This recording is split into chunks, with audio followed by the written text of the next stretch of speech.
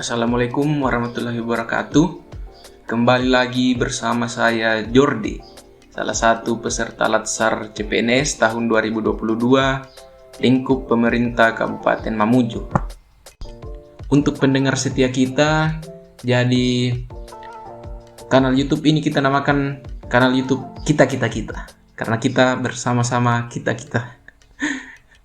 Oke teman-teman sekalian, untuk materi hari ini saya akan menampilkan infografis tentang salah satu core value dari 7 core value ASN, yaitu kolaboratif. Jadi saya sebutkan core value yang telah kita buat materinya ya teman-teman. Yang pertama berorientasi pelayanan, yang kedua akuntabel, yang ketiga kompeten, yang keempat harmonis, yang kelima loyal, yang keenam adaptif, dan yang terakhir untuk hari ini adalah kolaboratif. Nah, untuk pembahasan kolaboratif, saya akan menyajikan dalam bentuk infografis. Jadi teman-teman bisa mendengarkan penjelasan-penjelasan dari saya sekaligus bisa melihat di gambar tulisan-tulisan tentang pengertian-pengertian. Itu yang dimaksud dengan infografis, ada penjelasan-penjelasan tertentu yang bisa teman-teman lihat pada gambar. Oke teman-teman sekarang sudah bisa melihat infografis terkait kolaboratif. Jadi pengertian dari kolaboratif adalah membangun kerjasama yang sinergis dengan panduan perilaku, memberi kesempatan berbagai pihak untuk berkontribusi, terbuka untuk bekerja sama, untuk menghasilkan nilai tambah serta menggerakkan pemanfaatan berbagai sumber daya untuk tujuan bersama. Jadi kalau mau kita singkat teman-teman, kolaboratif itu bekerja sama. Bagaimana cara kita bisa bekerja sama dengan teman-teman kita atau kita bekerja sama dengan instansi-instansi lain khususnya untuk ASN itu agar tercapai sebuah tujuan bersama. Oke teman-teman sudah mengerti ya kolaboratif itu apa. Nah, untuk infografis kita kali ini teman-teman, kita akan membahas 3 pembahasan tentang kolaboratif. Teman-teman sudah bisa lihat di gambar. Yang pertama ada kolaboratif pemerintahan, yang kedua perilaku kolaboratif, dan yang terakhir itu ada Whole of Government atau WOG. Yang ketiga-tiga dari pembahasan kita ini akan kita kaitkan dalam konteks organisasi pemerintahan. Kita masuk pada pokok bahasan yang pertama teman-teman, yaitu kolaboratif pemerintahan. Kolaboratif pemerintahan adalah sebuah proses yang melibatkan norma bersama dan interaksi saling menguntungkan antar aktor pemerintahan. Jadi jelas ya teman-teman, aktor di sini itu merujuk kepada instansi pemerintahan. Jadi dalam kolaboratif pemerintahan itu tidak boleh ada satu instansi yang diuntungkan sementara instansi lain itu dirugikan teman-teman. Jadi harus sama-sama untung begitu. Untung dalam artian itu kegiatannya sama-sama bisa tercapai tujuan dari instansi-instansi yang berkolaborasi ini sama-sama bisa tercapai. Kolaboratif pemerintahan juga teman-teman mencakup kemitraan institusi pemerintah untuk pelayanan publik. Sebuah pendekatan pengambilan keputusan, tata kelola kolaboratif, serangkaian aktivitas bersama di mana mitra atau institusi yang saling menghasilkan tujuan dan strategi serta berbagi tanggung jawab dan sumber daya. Jadi sudah jelas sekali saya rasa teman-teman ya, kolaboratif pemerintahan itu kita antar instansi pemerintah itu kita saling berbagi tujuan, berbagi strategi, berbagi tanggung jawab dan berbagi sumber daya untuk mencapai tujuan-tujuan institusi masing-masing. Tetapi dalam pencapaian tujuannya kita melakukan kolaborasi, kita berbagi dengan institusi yang lain. Nah teman-teman, dalam kolaboratif pemerintahan ada 6 kriteria penting untuk kolaborasi. Yang pertama, forum yang diperakarsai oleh lembaga publik atau lembaga. Yang kedua, peserta dalam forum termasuk aktor non-state. Yang ketiga, peserta terlibat langsung dalam pengambilan keputusan dan bukan hanya dikonsultasikan oleh agensi publik. Yang keempat, forum secara resmi diatur dan bertemu secara kolektif. Yang kelima, forum bertujuan untuk membuat keputusan dengan konsensus. Dan yang keenam atau yang terakhir adalah fokus kolaborasi adalah kebijakan publik atau manajemen. Di dalam kolaboratif pemerintahan, selain 6 faktor yang saya sebutkan tadi teman-teman, juga ada 3 tahapan dalam melakukan asesmen terhadap tata kelola kolaborasi. Yang pertama itu mengidentifikasi permasalahan dan peluang. Yang kedua, merencanakan aksi kolaborasi. Dan yang ketiga, ada mendiskusikan strategi untuk mempengaruhi. Nah, di dalam poin yang ketiga ini teman-teman, strategi untuk mempengaruhi, menurut starting condition, mempengaruhi proses kolaborasi yang terjadi, di mana proses tersebut terdiri dari membangun kepercayaan, face-to-face dialog, komitmen to proses, pemahaman bersama, serta pengembangan outcome antara desain kelembagaan yang salah satunya proses transparansi, serta aktor kepemimpinan juga mempengaruhi proses kolaborasi tersebut yang diharapkan menghasilkan outcome atau tujuan yang diharapkan. Oke teman-teman, untuk pokok bahasan yang pertama, kolaboratif pemerintahan, saya rasa cukup ya teman-teman. Mari kita lanjut ke pokok bahasan yang kedua, yaitu perilaku kolaboratif. Di mana perilaku kolaboratif ini saya bagi menjadi 5 subbagian. Seperti yang teman-teman bisa lihat di infografis yang tertera di gambar. Yang pertama ada indikator budaya kolaboratif. Yang kedua ada aktivitas kolaborasi. Yang ketiga proses kolaborasi. Yang keempat faktor keberhasilan kolaborasi. Dan yang terakhir adalah faktor penghambat kolaborasi. Kita masuk dalam subbagian yang pertama, yaitu indikator budaya kolaboratif. Nah, indikator budaya kolaboratif ini di penekanannya itu lebih kepada institusi yang akan berkolaborasi ya teman-teman. Jadi institusi yang memiliki budaya kolaboratif, indikatornya adalah sebagai berikut. Ada poin-poin yang akan saya sebutkan. Teman-teman tolong disimak. Institusi menganggap perubahan sebagai sesuatu yang alami dan perlu terjadi. Oke, otomatis ini ya teman-teman, perubahan itu memang pasti akan terjadi cepat atau lambat. Tetapi pada zaman sekarang ini teman-teman, perkembangan teknologi itu temponya, perubahannya itu sangat cepat. Jadi institusi juga harus siap siaga untuk menghadapi perubahan-perubahan tersebut. Yang kedua, ada institusi menganggap staf sebagai aset berharga. Ya, institusi memang seharusnya menganggap staf itu sebagai aset yang berharga, teman-teman. Institusi juga seharusnya dapat menghormati pekerjaan-pekerjaan staf-stafnya organisasi tersebut, institusi tersebut.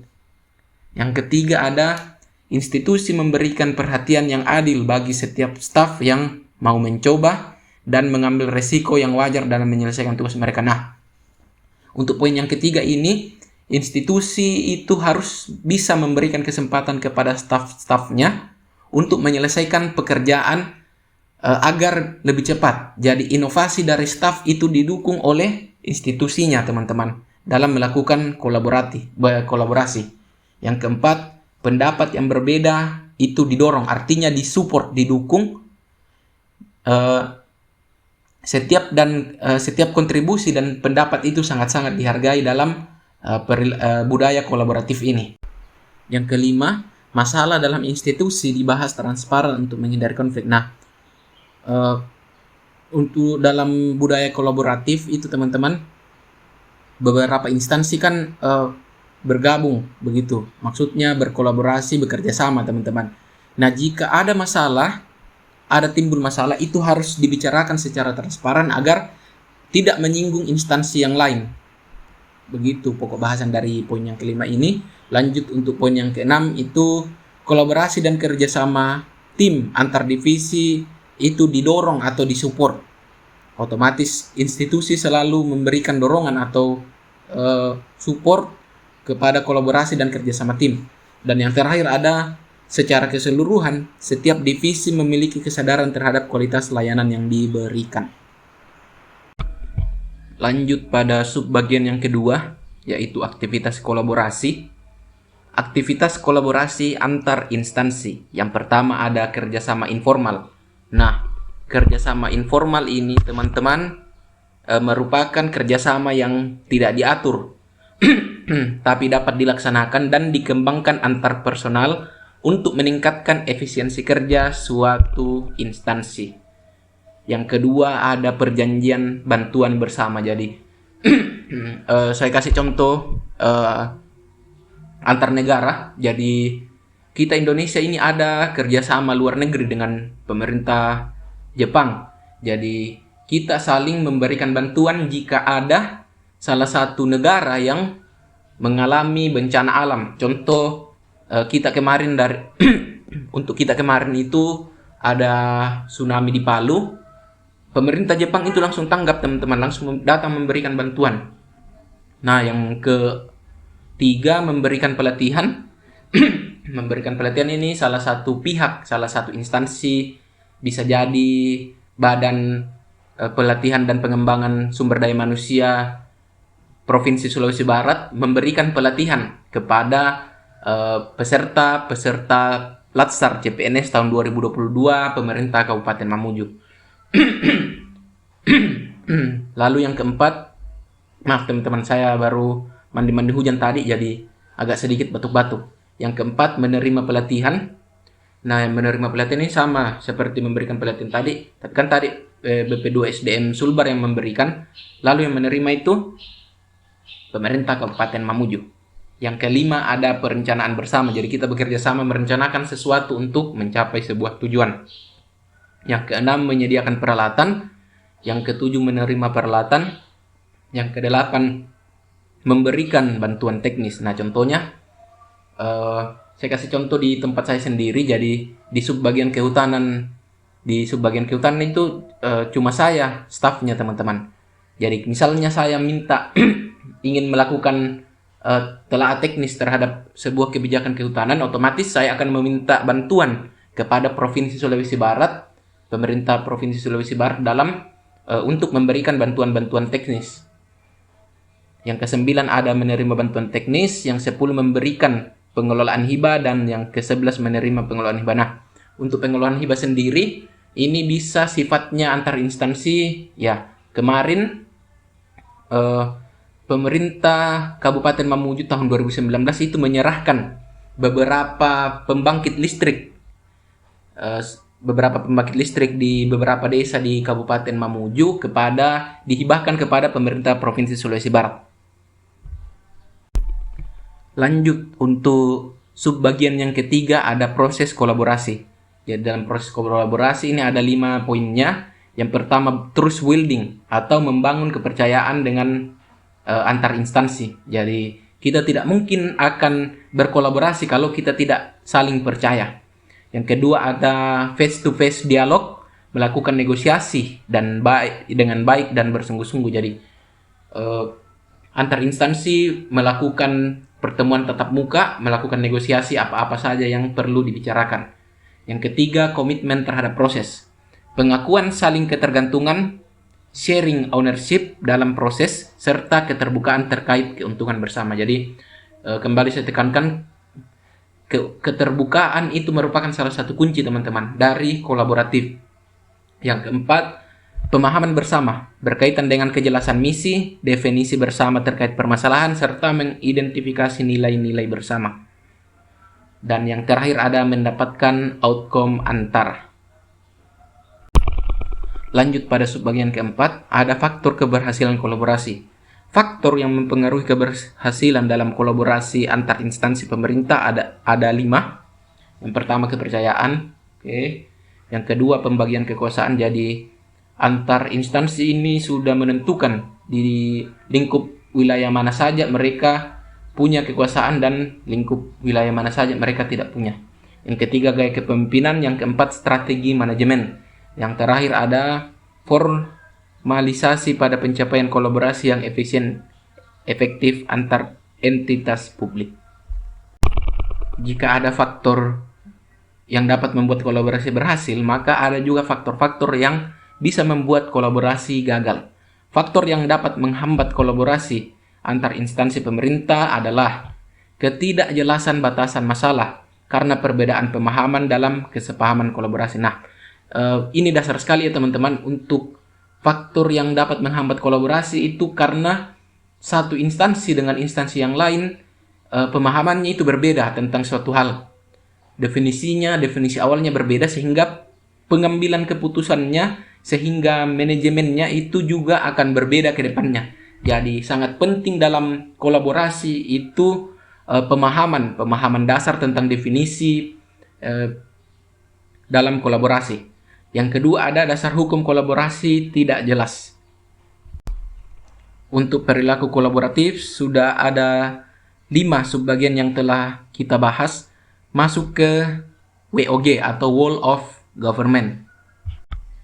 Whole of Government atau WOG adalah pendekatan penyelenggaraan pemerintahan yang menyatukan upaya-upaya kolaboratif pemerintahan dari keseluruhan aktor dalam ruang lingkup yang lebih luas untuk mencapai tujuan pembangunan kebijakan publik, manajemen program, dan pelayanan publik.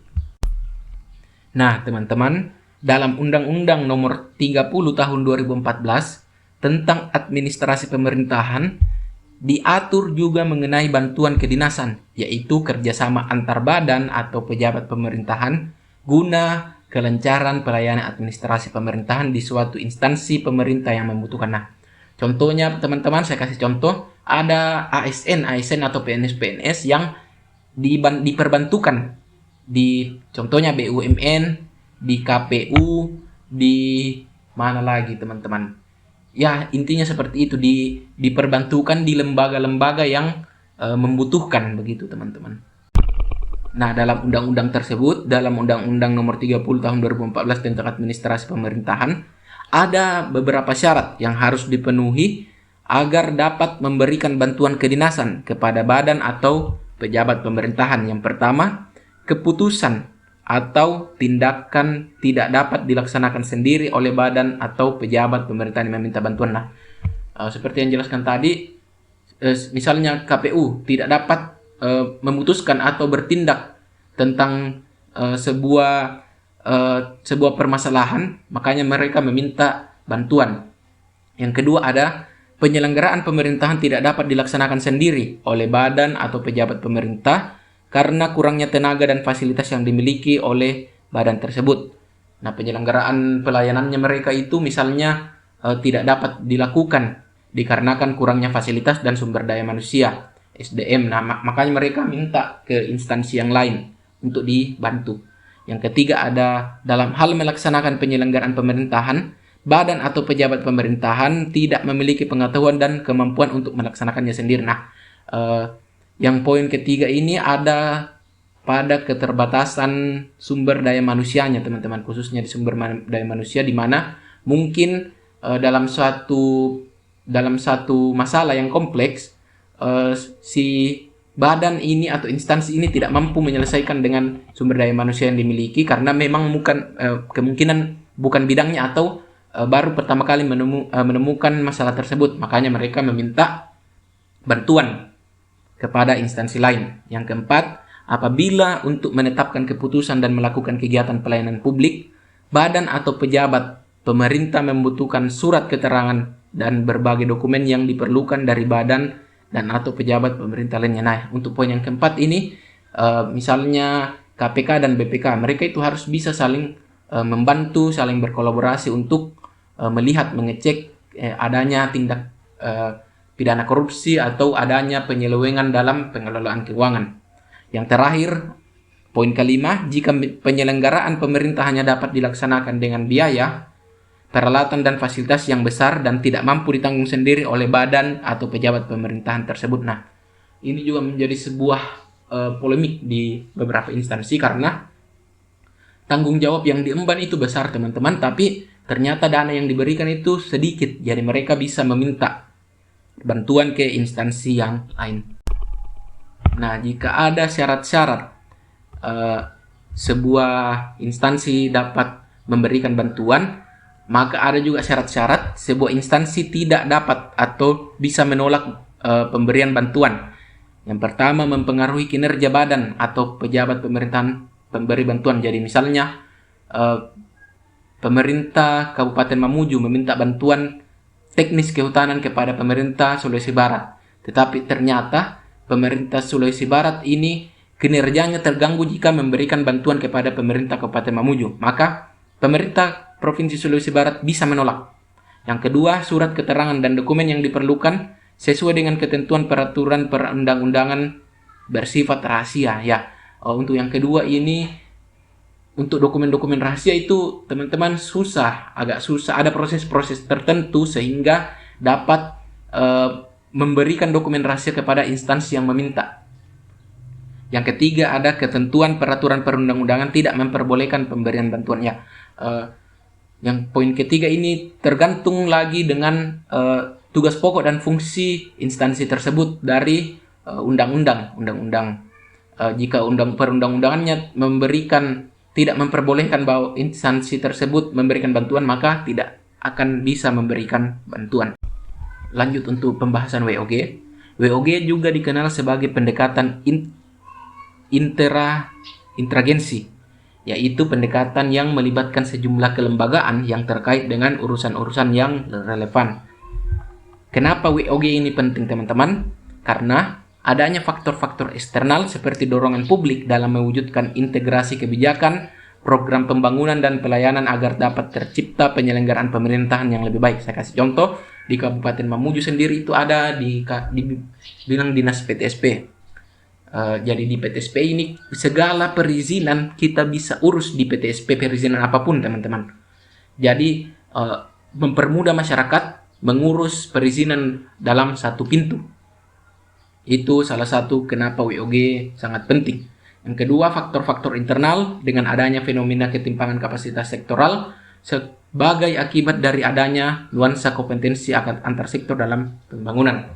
Faktor yang ketiga, khususnya dalam konteks Indonesia, keberagaman latar belakang nilai budaya, adat istiadat, serta bentuk latar belakang lainnya mendorong adanya potensi disintegrasi bangsa. Jadi WOG ini seperti penyatuan teman-teman dari berbagai macam latar belakang kita satukan dalam satu WOG.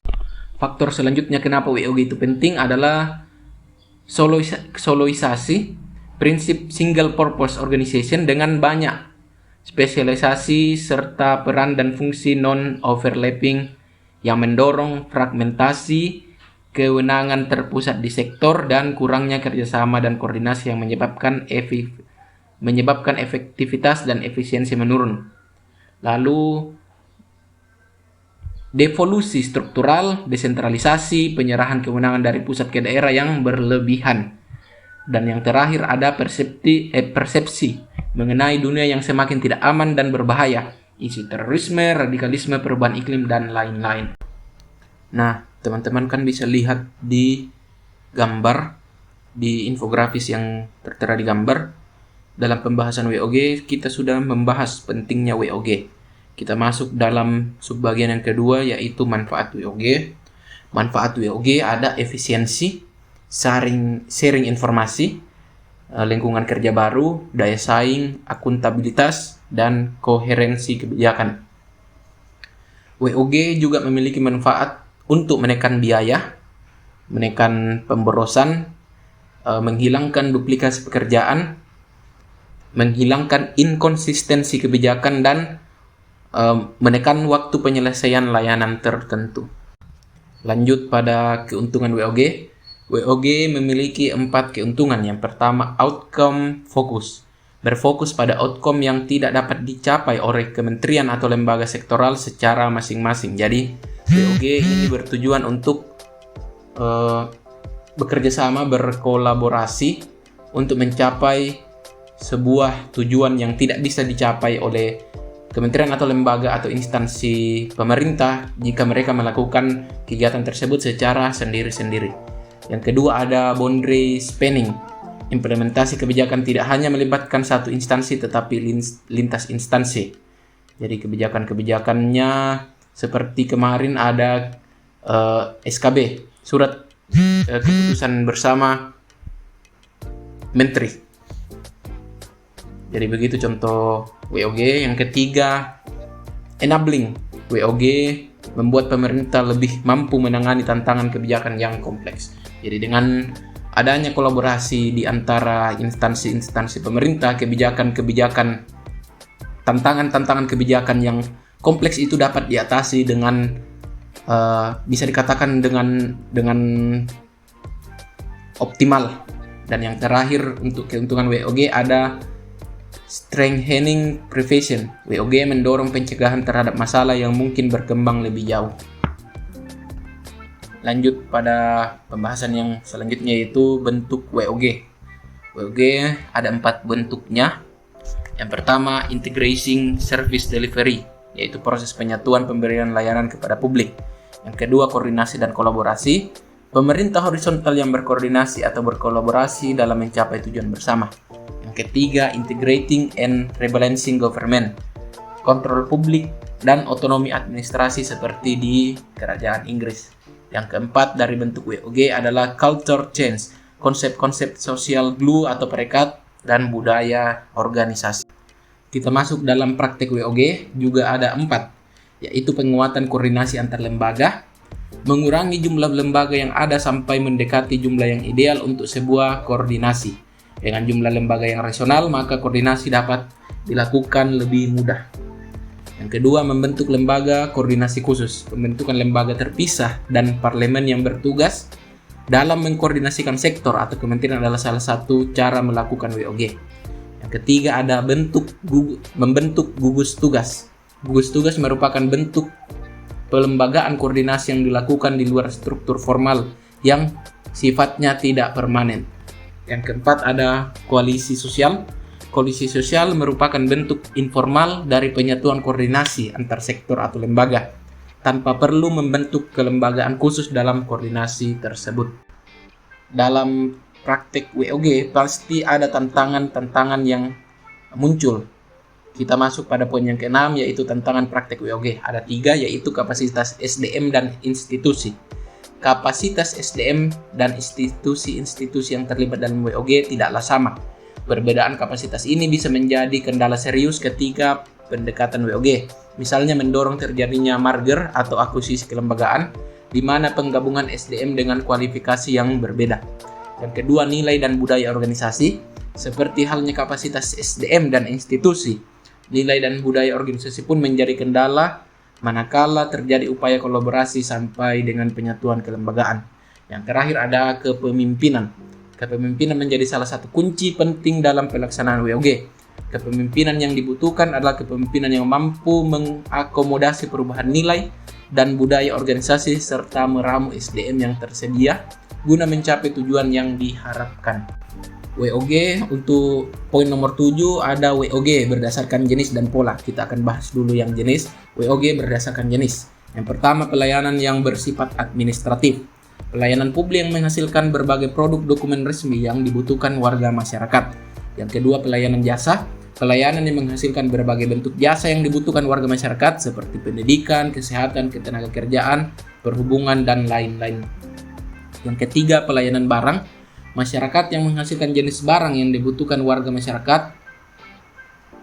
Saya ulangi, pelayanan yang menghasilkan jenis barang yang dibutuhkan warga masyarakat seperti misalnya jalan, perumahan, jaringan telepon, listrik, air bersih, dan lain-lain, salah satunya juga internet. Yang poin yang terakhir ada pelayanan regulatif. Pelayanan melalui penegakan hukum dan perundang-undangan melalui kebijakan publik yang mengatur sendi-sendi kehidupan masyarakat. Lanjut pada WOG berdasarkan pola, ada 5. Yang pertama, pelayanan teknis fungsional.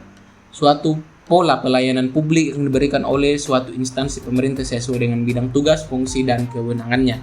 Yang kedua, pelayanan satu atap, PTSP atau PTSP, kita biasa kenal PTSP. Pola pelayanan yang dilakukan secara terpadu pada satu instansi pemerintah yang bersangkutan dengan kewenangan masing-masing. Yang ketiga ada pelayanan satu pintu, merupakan pola pelayanan masyarakat yang diberikan secara tunggal oleh satu unit kerja pemerintah berdasarkan pelimpahan wewenang dari unit kerja pemerintah terkait lainnya yang bersangkutan. Yang keempat ada pelayanan terpusat, pelayanan masyarakat yang dilakukan oleh suatu instansi pemerintah yang bertindak selaku koordinator terhadap pelayanan instansi pemerintah lainnya yang terkait dengan bidang pelayanan masyarakat yang bersangkutan. Yang terakhir ada pelayanan elektronik, pola pelayanan yang paling maju dengan menggunakan teknologi informasi dan komunikasi. Ya, saya rasa teman-teman sudah cukup untuk infografis kali ini. Terima kasih telah mendengarkan. Saya Jordi pamit. Salam kolaboratif.